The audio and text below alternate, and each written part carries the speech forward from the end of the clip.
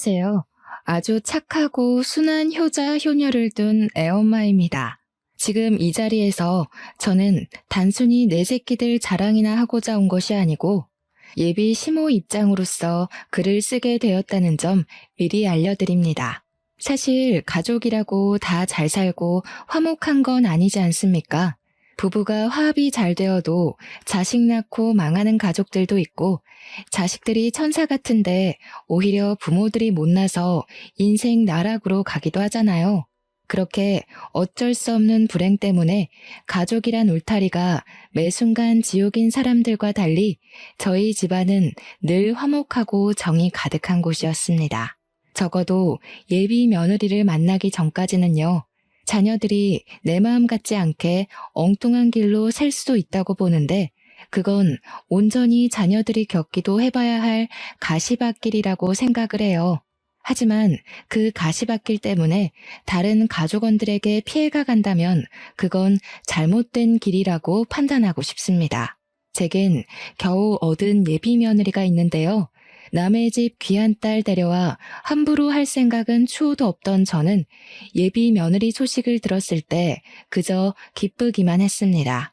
그런데 그게 제 인생 최대의 고민이 될 줄은 몰랐네요. 전 나름 죄 안 짓고 성실하게 살아왔다고 생각했는데 왜 제게 며느리 복은 주어지지 않은 건지 지나고 보니까 좀 속상하더라고요. 집에 새 식구 하나 들어올 뻔했다는 것만으로도 그저 효자이기만 하던 제 아들이 그렇게나 악의적으로 변할 수 있다는 건 제가 정말 지금 생각해도 아직 가슴 떨리고 무서운 일이에요.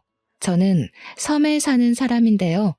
남편과 거제에서 살다가 사랑스러운 우리 연년생 자식들을 낳고 섬에 들어가게 되었습니다.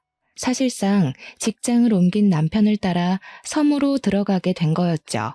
남편이 어장 일을 했기 때문에 거제에서 이를 친구 소개로 육지도라는 섬을 알게 되어 직장을 옮기게 된 거였습니다.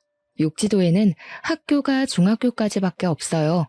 그래서 저는 중학생 때까지 육지에서 키우다가 고등학교 때부턴 객지로 보내 애들을 자취시켰습니다.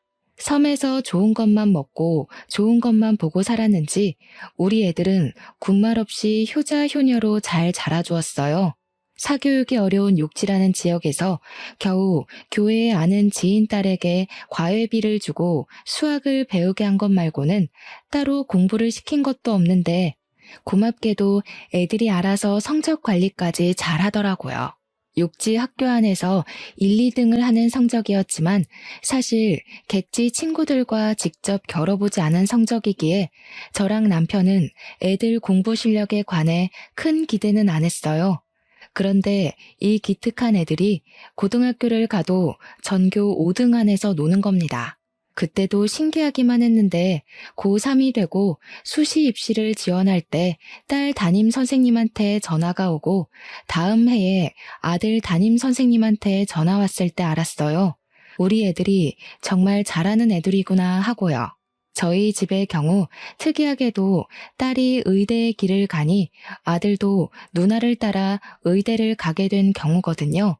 저랑 남편은 우리 자식들이 둘 다 의사의 꿈을 가졌었다는 걸 지금 생각해도 놀라운 점이라고 보고 있어요. 그렇다고 저랑 남편이 강요한 건 절대 없었습니다. 둘이서 알아서 착실하게 자기 살 길을 이룬 애들이 얼마나 자랑스러운지 몰라요. 애들 덕분에 졸지에 우리는 섬에서 자식 농사 잘한 집안으로 소문이 나기도 했었답니다. 동네 사람들이 우리더러 애들이 알아서 잘 커주니 참 걱정 없겠다며 많이 부러워했는데요. 사실 자식 둔 부모들은 다 알 거라고 생각해요. 내 자식 내가 눈 감기 전까지 걱정하고 마음 졸이는 게 부모 마음이지 않겠습니까? 그러니 무려 의사 자식을 둔 제게도 자식을 향한 고민은 끊임없이 있다는 겁니다. 저희 애들이 남부럽지 않을 만큼 참 잘 커주었는데 제 마음속 딱 하나 걸리는 문제가 있었어요. 애들 둘 다 나이가 30대 중반이에요. 그런데 아무도 결혼을 안 했고 할 생각도 없어 보인다는 게 저의 유일한 걱정이었습니다. 저랑 남편은 애들이 가족 꾸려서 오순도순 살길 바라거든요. 더 이상 우리 뒷바라지는 안 해줘도 되니까 이제 그만 자식들만의 가정을 이뤄서 행복한 미래를 꿈꾸는 모습을 보고 싶은 게 작은 소망이었습니다.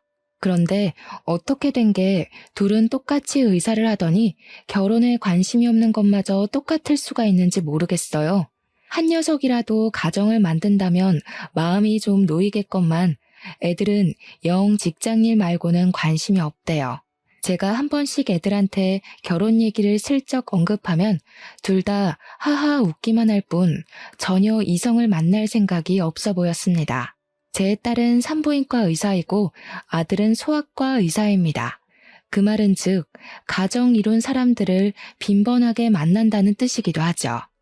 그렇게 예쁜 아기들을 보고 사이좋은 가족들을 보면서도 애들은 돌부처 마냥 그저 남의 일이라고만 생각하더라고요.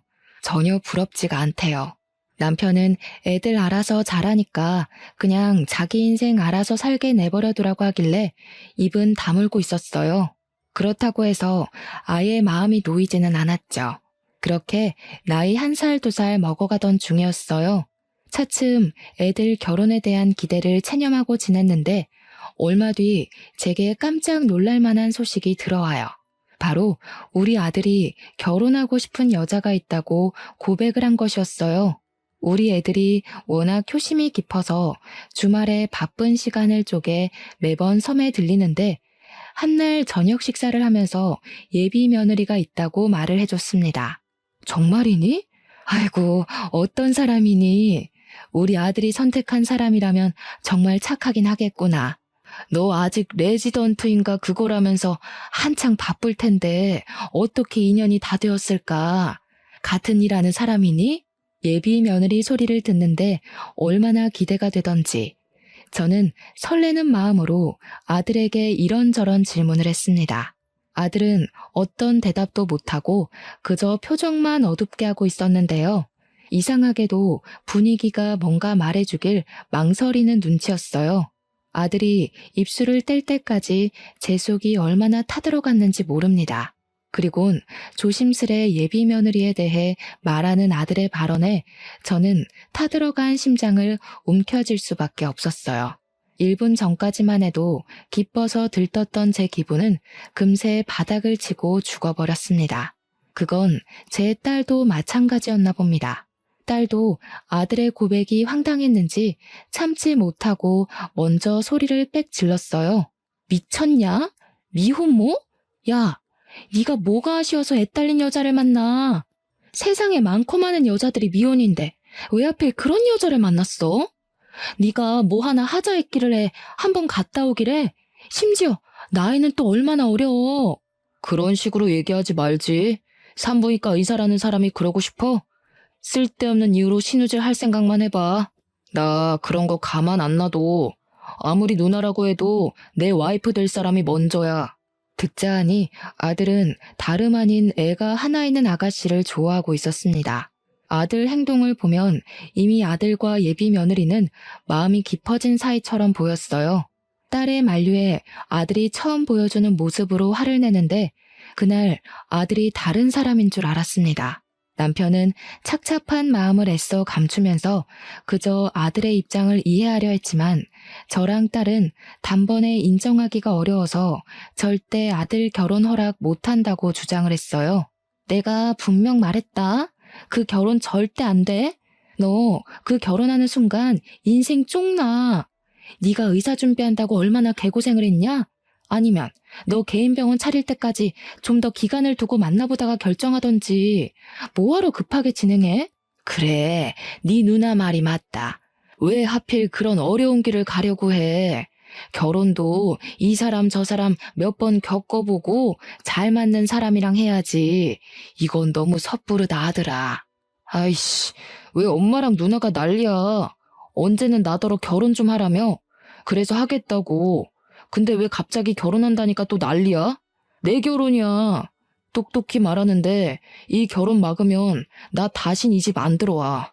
다들 나랑 평생 연 끊고 싶으면 알아서들 해. 아들은 우리가 예비 며느리 얘기를 들으면 당연히 반대할 거란 걸 이미 알고 있는 눈치였습니다. 그러니까 처음부터 더 완강하게 자기 의견을 피력하며 우리가 찍소리도 못할 정도로 무섭게 몰아붙였겠죠. 아들의 횡포는 날이 갈수록 더해졌어요. 저랑 남편이 예비 며느리에 대해 슬쩍 한 소리 얹기만 하려고 해도 이빨을 드러내며 패륜적인 행동을 서슴지 않았습니다. 아들이 솔직히 때리지만 않았지 사실상 눈빛으로 저랑 남편의 목을 조른 거나 마찬가지인 태도를 보였어요. 속상했습니다. 내 아들에게 저런 면모가 있는 줄도 몰랐고 도대체 예비 며느리가 어떤 아가씨길래 우리 아들이 저렇게까지 푹 빠졌나 한편으론 궁금하기도 했어요. 그래서 한날 정말 용기 내어 아들에게 전화를 걸었습니다. 아들이 제 전화를 무시하지 않은 것만으로도 당시에는 감사해야 될 지경까지 간 상태였습니다. 그럼에도 아들의 전화 받은 목소리에는 저항기가 많이 있더군요. 저는 최대한 아들 심기를 안 건드리면서 예비 며느리가 어떤 사람인지 좀 들려달라고 했습니다. 제가 결혼을 허락하겠다고 하니까 그제야 아들이 술술 얘기해 주더라고요. 알고 보니 예비 며느리는 우리 아들과 같이 육지에서 자란 친구였고 중학교 동창이라고 합니다.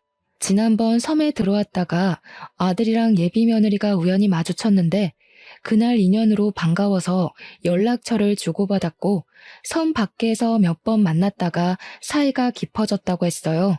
그랬구나. 엄마는 아들 동창이라고 해도 워낙 까마득해서 어떤 친구였는지 기억은 잘 안 나네. 뭐 네가 어련히 잘 봤겠지. 그래도 정말 각오 많이 해야 될 거야. 남애 키우는 게 쉬운 일이 아니잖니. 엄마, 나 소아과 의사야. 내가 그런 것도 생각 못 해봤겠어? 내가 남의 애를 다뤄도 수백 명을 다뤄. 애가 아직 어려서 내 자식처럼 키울 수 있을 것 같아. 그러니까 엄마도 응원 좀 해줬으면 좋겠어. 아들의 완고한 고집에 결국 저랑 남편은 아들의 앞날을 응원하기로 결정했습니다. 자식 이기는 부모 없다는 말은 괜한 말이 아니더라고요.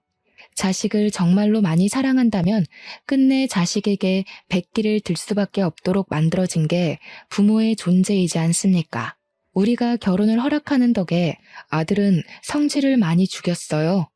처음만큼은 아니지만 저희에게 예비 며느리를 소개해 주려고까지 했습니다. 꽤 경계를 푼 것이겠죠. 아들이 제대로 날짜를 잡아서 예비 며느리를 섬집으로 데려오기로 했어요. 그러면서 저한테 부탁하는 것이 하나 있었는데 좀 당황스럽더라고요. 그래도 엄연히 결혼 인사니까 저는 딸까지 있는 주말에 하면 좋겠다고 생각했는데 아들이 딸한테는 알리지 말라고 부탁을 하더라고요. 왜 그러냐고 물어봤더니 아들의 대답은 제게 생각지도 못한 충격을 안겨주었습니다. 옛날에 학교 다닐 때 누나가 혜영이 좀 괴롭히고 그랬대.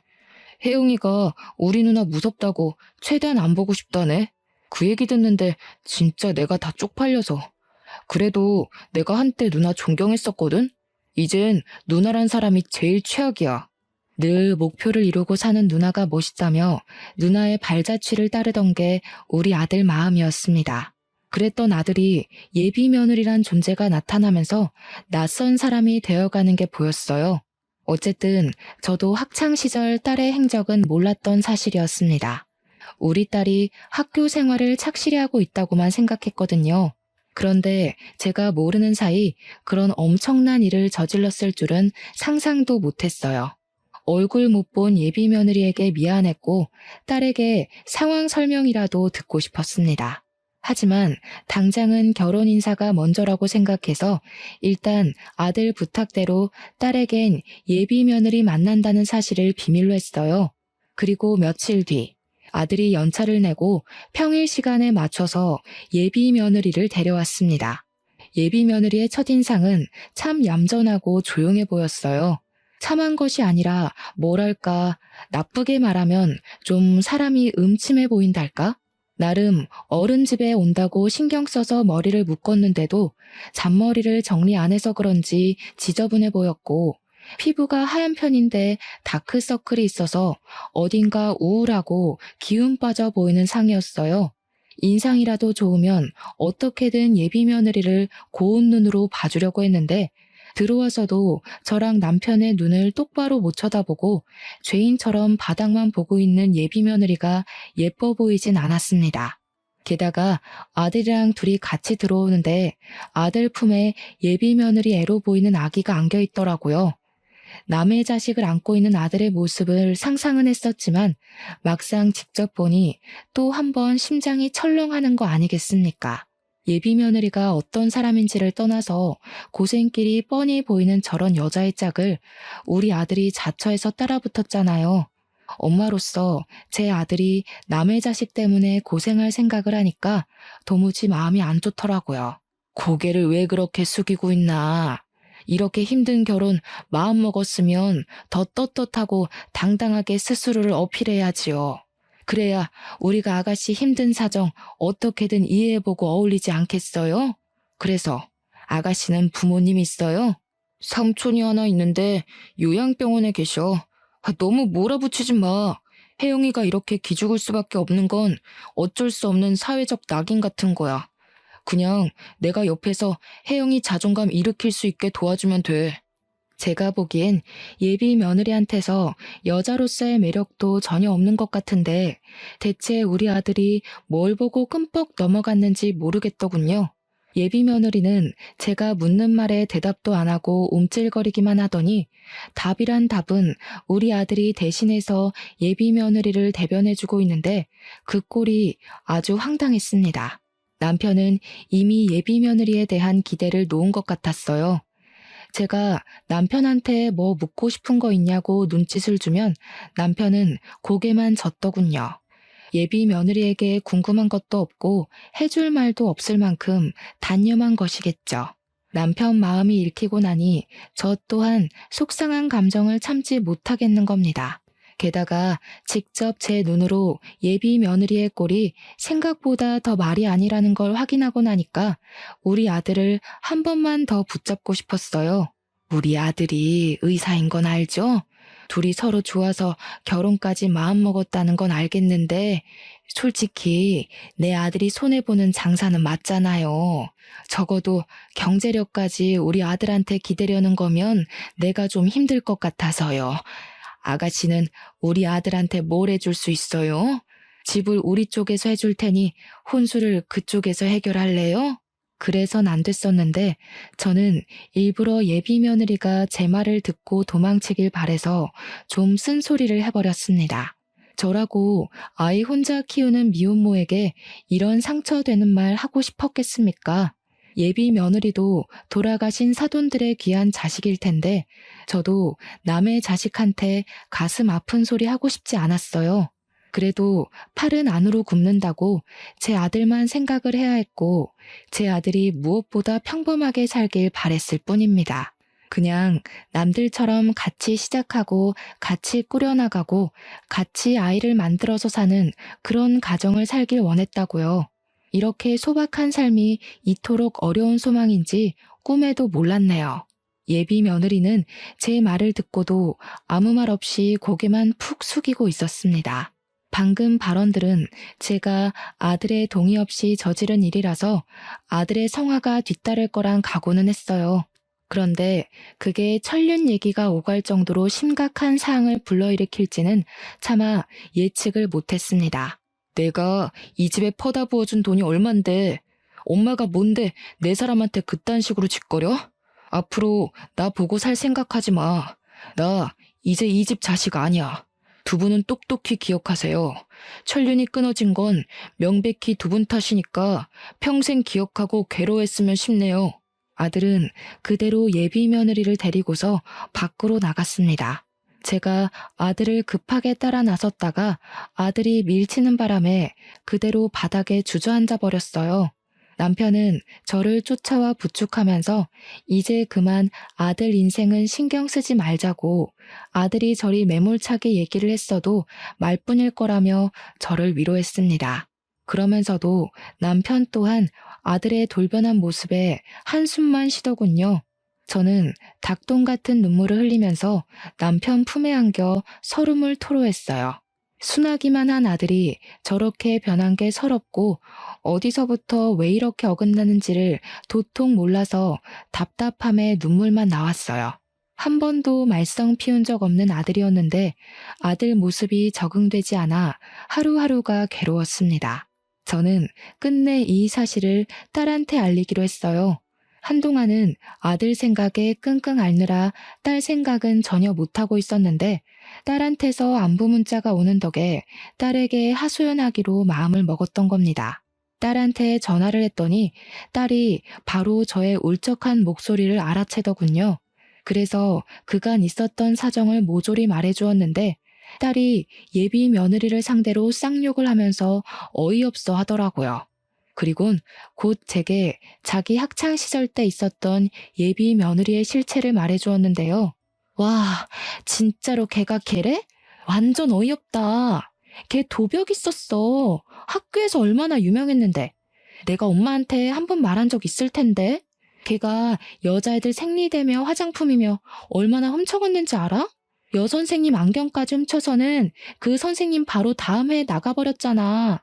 그년 설마 내 동생이 의사인 거 알고 일부러 들러붙은 거 아니야? 딸의 말을 듣고 좀 놀랐습니다. 분명 예비 며느리가 우리 딸한테 괴롭힘을 당했다고만 들었는데 딸의 얘기를 들어보니 예비 며느리는 스스로 왕따를 자처했던 거였어요. 그걸로 모자라 오히려 자기의 왕따 처지를 잘도 이용했는데 일부러 교실에 혼자 있는 시간 많이 만들고는 혼자 남았을 때 절도를 여러 번 저지른 것 같았습니다. 심지어 제 딸 물건까지 훔쳤다가 딸이 예비 며느리 머리채를 뜯고 싸운 적 있었다네요. 그 사건은 제가 기억이 나더라고요. 제가 그 일로 딸 때문에 학교 가서 선생님을 만난 적이 있거든요. 당시 그 학생은 우리 딸 머리핀을 들고서 자기 거라고 뻔뻔하게 우기고 있는 상태였습니다. 제가 그냥 그 학생한테 새 머리핀을 살 수 있는 용돈을 주면서 상황이 무마되었던 걸로 기억해요. 그런데 그때 그 억측스러운 학생이 제 예비 며느리라는 게 너무 충격이었어요. 물론 도벽이란 거 과거일 뿐이고 철없는 시절 저질렀던 실수였을 수도 있죠. 하지만 그건 남의 일일 때나 너그럽게 이해해 줄 수 있는 거고요. 제 아들 배우자로 과거 도벽 이력이 있는 여자가 들어선다는 게 또 용납할 수가 없는 겁니다. 그래서 이 사실을 아들한테 알려주려고 잘할 줄 모르는 문자까지 이웃집 자식한테 배워서 장문의 글을 전송했습니다. 그랬더니 바로 아들에게서 쌍욕 문자가 날라오더군요. 자기는 이제 엄마 없다면서 연락하지 말라길래 저는 철렁 내려앉는 심장을 부여잡고 주저앉았습니다. 언젠가는 으스러질 길로 향하는 아들을 이대로 내버려 둬야 하는 건지 어쩔 도리가 없어서 난생 처음으로 인생의 막막함을 느꼈어요. 남편은 여전히 어쩔 수 없는 일이라고 아들도 직접 지옥을 겪고 혼쭐 나봐야 된다며 내버려 두자고 했는데도 이게 아빠 마음과 엄마 마음은 또 다르거든요. 남편은 자기 자식을 강하고 따끔하게 혼내서 올바른 길로 인도하고 싶겠지만 엄마인 저는 내 자식이 최대한 나쁜 길은 피해가도록 알려주고 싶은 마음이 컸어요. 그렇게 며칠간 소가리를 한 끝에 저는 결국 남편에게 한 가지 부탁을 했습니다. 바로 아들 있는 객지로 좀 나갔다 오자는 마지막 몸부림이었죠. 남편도 아들 내버려 두라면서 신경 안 쓰는 척해도 속은 그게 아닌가 보더라고요. 아들 인생이 나락으로 가고 있는 게 뻔히 보이니까 마음에 걸렸는지 제 제안을 흔쾌히 수긍했습니다. 저는 아들이 아닌 딸한테 물어 아들 자취방 주소를 얻었어요. 당시 아들이 제 연락을 일절 무시했거든요. 딸은 처음엔 저희가 아들 집에 찾아가는 걸 말렸습니다. 아들이 지금 눈깔 돌아서 부모도 모른다고 이대로 갑자기 찾아가면 무슨 폐륜을 저지를지 모른다는 얘기였어요. 하지만 저는 그 정도는 감당할 수 있다는 생각으로 아들 집을 찾아간 겁니다. 이대로 일이 잘못되면 영영 우리 아들을 보고 살 수 없을지도 모를 것이고 결국 돌아올 수 없는 강을 건넌 아들의 밑바닥까지 확인하는 꼴만 되겠죠. 최악의 최악까지 예측을 했고 마음을 계속 다스렸습니다. 아들이 저희를 영원히 안 보고 살지언정 저는 아들에게 마지막 경고를 때려야 될 것 같았어요. 딸도 할 일 마치고 아들 집으로 바로 출발하겠다고 하더라고요. 저는 이번에 진짜 마지막으로 아들을 붙잡아 보고 정말 안 되면 아들을 놓아주기로 결단 내리며 아들이 지내고 있는 부산 집을 찾아갔습니다. 문전박대 당할 각오를 하고 초인종을 눌렀더니 안에서 갑자기 쿵쾅대며 난리가 났더라고요. 한참이나 별다른 기척 없다가 뒤늦게 문이 확 열렸는데 우리 아들 집에서 나온 사람은 아들이 아닌 예비 며느리였습니다. 예비 며느리도 문 열기 전 인터폰으로 저를 확인 안 하고 문을 연 건지 깜짝 놀라더라고요. 놀란 건 저도 마찬가지였어요. 당연히 제 아들이 내다볼 줄 알았거든요. 어머님이 여긴 어쩐 일이세요? 오시는 거면 연락을 하셨어야죠. 오빠한테 연락하고 오신 거예요? 아닌데. 오늘 아침까지도 오빠한테서 별말 없었는데. 아들이 연락을 안 받으니 할 말이 있어도 할 수가 있어야죠. 그런데 아침이라니? 설마 둘이서 동거하는 건 아니죠? 예비 며느리는 그저 제 질문보다는 다른 곳에 신경을 두고 있는 듯 했습니다. 제 질문에 옳게 대답 못하고 동문서답하는 걸 보니 어딘가 모르게 뒤 구린 징조가 느껴졌어요. 게다가 며느리의 편한 옷차림을 보니까 동거를 하고 있는 사실이 맞는 것 같더라고요. 저는 예비 며느리에게 더 묻지 않고 그냥 눈으로 보는 게 나을 것 같아서 제 앞을 막아서고 있는 예비 며느리를 밀어내고 안으로 들어갔습니다. 그리고 저는 거실에서 걸음을 세울 수밖에 없었죠. 예비 며느리가 왜 그렇게 정신 딴 데 팔린 사람처럼 행동했는지 그 이유가 눈앞에 서 있었기 때문이었어요. 들어갔더니 있어야 될 우리 아들은 없고 웬 백팩을 맨 아저씨가 하나 서 있더라고요. 저랑 남편이 예비 며느리한테 누구냐고 의심의 눈초리로 물었더니 예비 며느리가 당황하면서 삼촌이라고 하는 겁니다. 삼촌은 요양병원에 계신다고 하지 않았니? 왜 주인도 없는 집에 객식구가 들어와서 주인 행세를 하고 있는 건지 모르겠네. 아들도 아는 사실이야? 그럼요. 제가 오빠 허락도 안 받고 아무나 드렸을까 봐요. 그리고 저희 삼촌 크게 몸 안 좋은 거 아니라서 외출도 가능해요. 삼촌, 이제 그만 가봐. 나는 어머님 아버님 모셔야 돼서. 예비 며느리는 성급하게 그 아저씨를 쫓아내려고 했습니다. 저희가 예비 며느리의 적극적인 태도를 그날 처음 봤거든요. 당연히 말도 잘 못하고 사회성도 부족해 보였는데 그날 다시 만난 예비 며느리를 보니 과거에 제 딸과 머리채를 뜯고 싸웠다는 학생과 겹쳐 보이더라고요. 그 아저씨는 우리에게 슬쩍 인사만 하고 후다닥 신발장으로 뛰어갔어요. 그때 아저씨가 가방 지퍼를 덜 잠갔는지 가방 안에서 뭔가가 떨어졌는데요. 아무리 눈 씻고 봐도 우리 아들 시계랑 똑같은 거 아니겠어요? 저 시계는 아들이 의사 면허 땄을 때 제 남편이 고생했다고 사줬던 명품 시계였습니다. 우리 아들 거랑 똑같은 게 맞나 확인하려고 그걸 주우려 했는데 그 순간 아저씨가 냅다 주어서는 집 밖으로 뛰쳐나갔어요. 그 사이에서 예비 며느리는 어쩔 줄 모르고 서 있더군요. 도대체 이게 뭔가 싶은 순간 지난번 딸이 말해줬던 예비 며느리의 도벽증 얘기가 떠올랐습니다. 아가씨, 설마 내 아들 물건 훔쳤어요? 저 사람 삼촌 되시는 분 아니죠? 저렇게 팔팔한 아저씨를 어느 요양병원에서 받아준답니까? 저 사람 누구예요? 설마 같이 내 아들 집 털어먹으려고 부른 사람이에요? 무슨 그런 소리를 하세요? 제가 아무리 마음에 안 드신다고 해도 그런 말은 실례죠. 제가 여기서 오빠랑 동거하고 있는 게 마음에 또 걸리시나 본데 전 그냥 오빠가 들어와서 살라고 해서 들어온 것뿐이라고요. 탓하려면 어머님 아들을 탓하세요. 세상에나 기가 막혀서 말도 이렇게나 잘하는데 그날 인사 와서는 왜 그렇게 지질이 궁상을 떨었는지 모르겠네. 잘 생각해요, 아가씨. 내가 마지막으로 베푸는 잡이야. 여기서 똑바로 고백하는 게 좋을걸? 개망신 꼴 겪고 나서 입 털고 싶은 게 아니라면 어머님, 진짜 너무하세요. 돈 없고 애 덜렁 있으면 이렇게 무시해도 되는 거예요? 저 이래봬도 열심히 살았어요. 그런데 사람들이 다 어머님처럼 저를 색안경 끼고 보는데 어쩌라고요. 저처럼 미혼모들은 새로운 사람 만나서 미래도 꿈꾸면 안 되는 거예요? 어머님도 어쩔 수 없는 악독 시어머니신 거냐고요. 목청 한번 크다. 나는 또 네가 말도 못하는 벙어리인 줄 알고 얼마나 속에 불이 났었는지 아니? 지금 보니까 얘가 미혼모를 아주 권리처럼 이용하네? 옛날에도 왕따 자처해서 도벽을 습관처럼 일삼았다고 들었는데 그 버릇을 이렇게 응용시켰니? 미혼모면 너처럼 시엠이 될 사람 앞에서 목소리 높이고 눈깔 부릅떠도 된다는 거냐? 어디서 쌍심지를 켜고 어른을 똑바로 노려봐. 저도 모르게 예비 며느리의 상실된 인간성을 보곤 계속 쌓여있던 스트레스가 폭발해버렸는데요. 남편이 급하게 저를 자중시켜줬지만 예비 며느리는 이때다 싶었는지 울기 시작하더라고요. 그것에 남편은 당황했고 저는 어처구니가 없어서 고개를 돌려버렸습니다. 그리곤 바로 집안을 샅샅이 뒤졌어요. 아무래도 아까 뛰쳐나갔던 아저씨 백팩이 수상했거든요.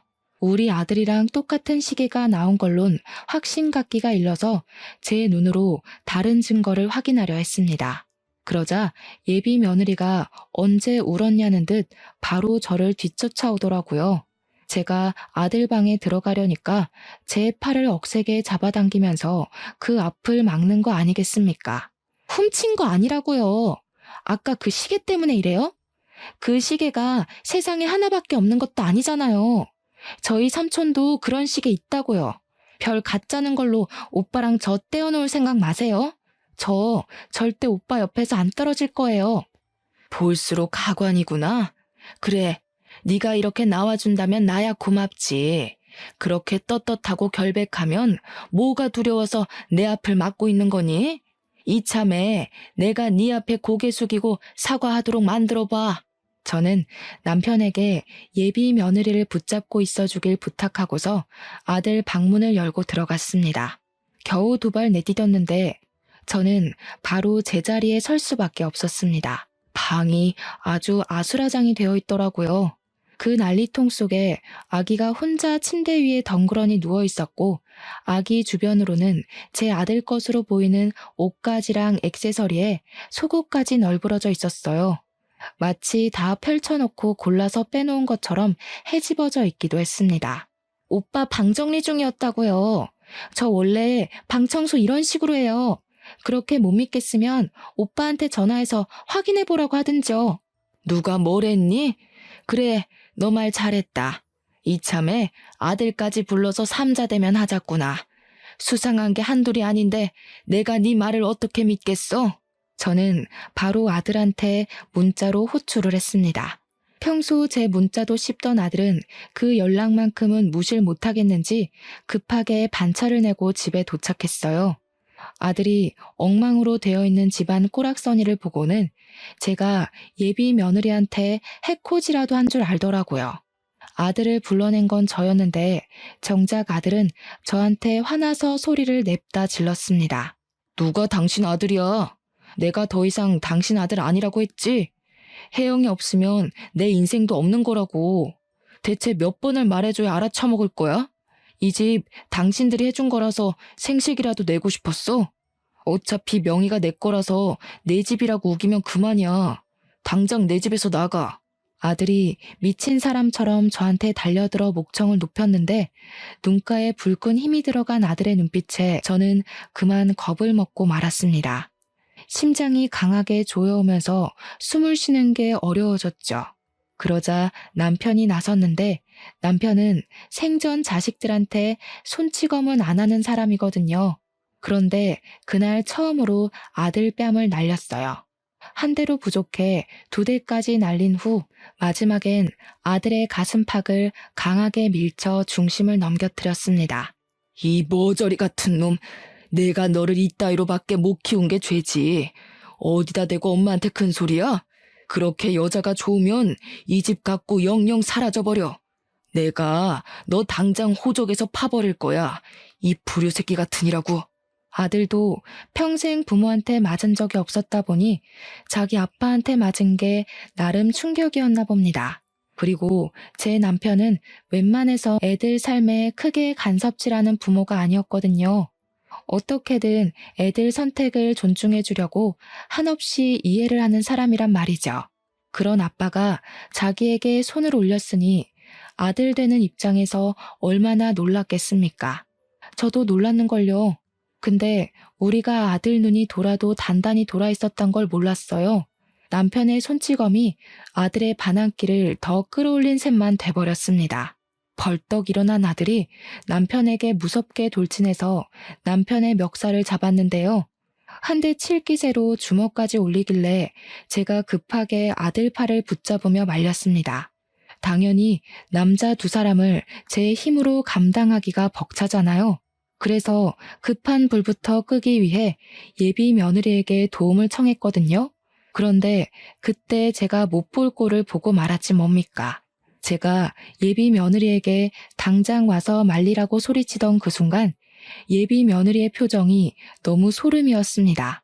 그년 얼굴에서 이미 내 아들은 자기한테 눈이 멀었으니 부모님 같은 거 안중에 없다는 확신을 담고 있는 모습이었어요. 아주 뻔뻔하게 저를 보고 비소를 슬쩍 올리는데 순간 제 손에서 힘이 빠져버렸습니다. 살면서 등골에 소름이 쫙 돋는 경험을 그날 처음 했어요. 예비 며느리가 정말 사람처럼 안 보였죠. 그리곤 그 두려운 마음이 곧 아들에 대한 원망으로 바뀌게 되더라고요. 이렇게 변해버린 아들이 너무 미워서 저는 결국 아들을 두들겨 패기 시작했고, 더 이상 너희들 사이에서 손 뗄 테니까 제발 저리 나가 떨어지라고 고래고래 소리를 질렀습니다.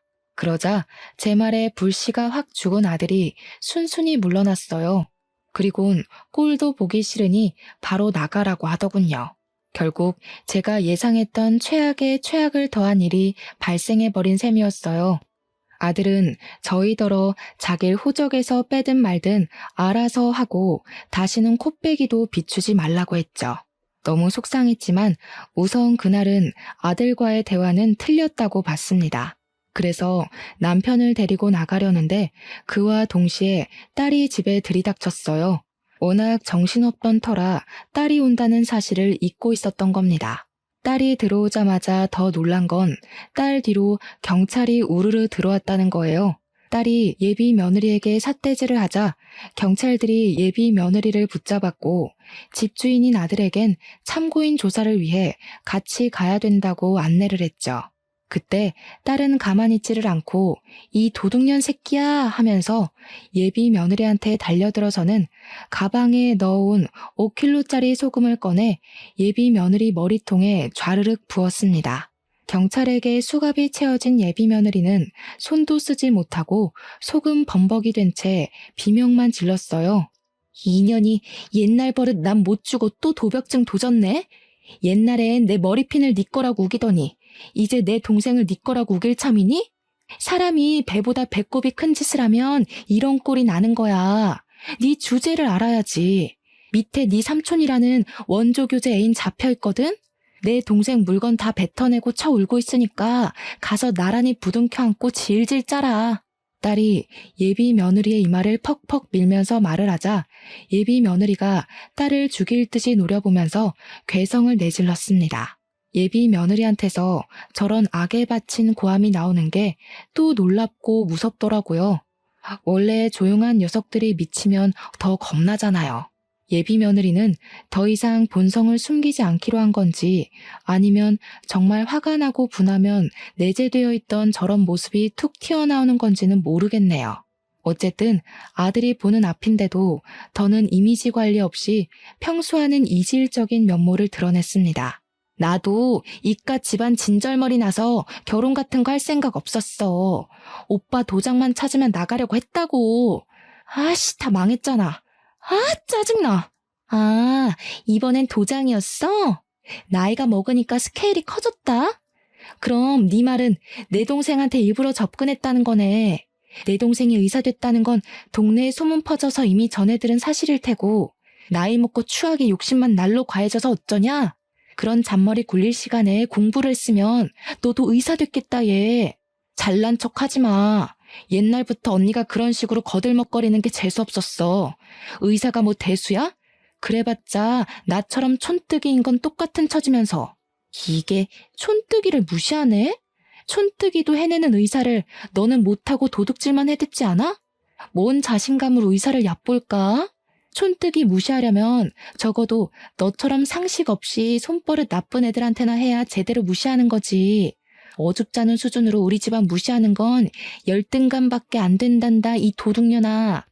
딸과 예비 며느리가 하는 대화에서는 예비 며느리의 인간성을 도드라지게 확인할 수 있는 증거 현장이나 다름없었습니다. 저희들 다 놀랐지만 무엇보다 아들이 심하게 충격먹은 것 같았어요. 바짝 경직되어선 믿을 수 없다는 얼굴로 예비 며느리만 바라보더라고요. 저는 그 모습을 보고 아들이 완벽하게 정신을 차렸으면 해서 좀 더 쐐기를 박아야 할 것 같았어요. 그래서 예비 며느리에게 다가가 그년 뒷주머니에 있는 전자담배를 꺼냈습니다. 우리 아들은 담배도 안 피우는데 명색의 악이 엄마라는 사람이 영 깡통이구나. 네 아들은 무슨 죄니? 도둑질하는데 이용하려고 애 낳았니? 동정심이 필요해서? 네 아들 네가 엉망으로 키우든 말든 우리 알 바 아닌데 내 아들까지 엉망으로 끌고 가는 건 나 못 본다. 어디 철딱서니 없이 도둑질이야? 가서 콩밥 처먹으면서 반성해. 저는 전자담배를 예비 며느리 입에 쑤셔 넣어주고 경찰에게 그만 가봐도 좋다고 했습니다. 아들은 참고인으로 같이 동행하면서도 내내 얼이 빠져 있었어요. 아들이 돌아올 때까지 우리 식구는 전부 아들 집에서 잠자코 기다렸는데 아들이 다 늦은 밤이 되어도 귀가를 안 하는 겁니다. 혹시라도 우리에게 실수한 것 때문에 자책을 심하게 해서 엉뚱한 생각이라도 할까봐 갑자기 무섭더라고요. 연락까지 안 되니까 점점 불안해져서 저는 바로 아들 찾아 나가보려고 자리를 박차고 일어났습니다. 남편이랑 딸도 불안했던 건 마찬가지였나 봐요. 다들 군말 않고 집을 나서려고 했습니다. 그런데 현관문을 여는 순간 내려가는 계단 쪽에서 웬 사람이 하나 앉아 있더라고요. 네, 제 아들이었습니다. 잠깐이나마 불안했던 마음을 쓸어내리면서 저는 급하게 어두운 곳에 홀로 있는 아들에게 향했어요. 아들은 울고 있었습니다. 죄송해요. 제가 용서받지 못할 짓을 저질렀어요. 아무리 돈에 미쳐도 엄마 아빠한테 그러면 안 되는 거였는데. 나 버려도 엄마 아빠 탓 안 할게. 이게 무슨 소리인가 하니 아들이 말하길 예비 며느리에게 끔뻑 넘어갔던 이유가 요양병원에 있다는 삼촌이 자기 개원하는 데 투자를 해준다고 해서 혹했다고 하는 겁니다. 그런데 경찰서에서 조사를 하다가 알아낸 건데 이미 삼촌이란 존재는 돌아가시고 없었대요. 그러니까 결국은 제 아들을 깨어내기 위한 예비 며느리의 큰 그림이었던 거죠. 예비 며느리는 함께했던 원조교제 아저씨랑 나란히 절도죄 형량을 받고 구속 처리가 되었습니다. 모든 게 처리된 이후 아들은 우리에게 진심으로 사죄하고 고개를 숙였어요. 저희 식구는 아들의 잘잘못은 정확히 따져주었고 용서는 그 뒤에 받아주었습니다. 앞으로 미안한 만큼 가족한테 잘하면 되는 거라고 버리네 마네 소리 같은 건 하지 말라고 말이죠. 그날 이후 아들에게선 큰 변화가 찾아왔어요. 가족에게 둘도 없는 효자 아들로 돌아와 준 건 다행이었지만 아들이 여자를 무서워하게 된 겁니다. 예비 며느리의 일을 평생 반성하면서 비혼주의를 선언해버리고 말았어요. 저희는 그저 아들에게 앞으로 결혼할 배우자에 대해 조심하라고 했지 결혼하지 말라는 게 아니었거든요. 아무래도 아들에겐 이번 일이 꽤나 큰 트라우마로 남을 것 같습니다. 아들이 아무 생각 없이 일만 하고 싶다네요. 세월이 우리 아들의 마음을 치료해 줄 거라고 믿는 것밖엔 따로 수쓸 방법은 없을 것 같아요. 정말 별난 예비 며느리 한번 겪고 나니까 괜히 저도 애들한테 결혼을 부추긴 행동을 조금 자중하게 되었어요. 사실 결혼이 인생의 전부가 아닌데 제가 너무 결혼에 큰 의의를 두고 있었던 듯 싶습니다. 결혼은 해도 되고 말면 말고의 풍습뿐이잖아요. 앞으로는 우리 가족끼리 있을 수 있는 이 귀한 시간에 감사하면서 하루하루를 의미 있게 보내려 합니다. 제가 바라는 건 자녀들이 저의 곁을 결혼해서 떠나는 게 아니라 저희 곁에서 즐거운 웃음 많이 보여주며 시간을 보내는 것이란 걸 이제야 깨달았네요. 새 식구도 좋지만 다들 저와 다르게 본래 내 혈육을 아끼고 존중하는 분들이 되셨으면 해요. 제 사연은 여기까지입니다. 긴 글 들어주셔서 너무 감사드려요. 항상 행복한 날 되셔요.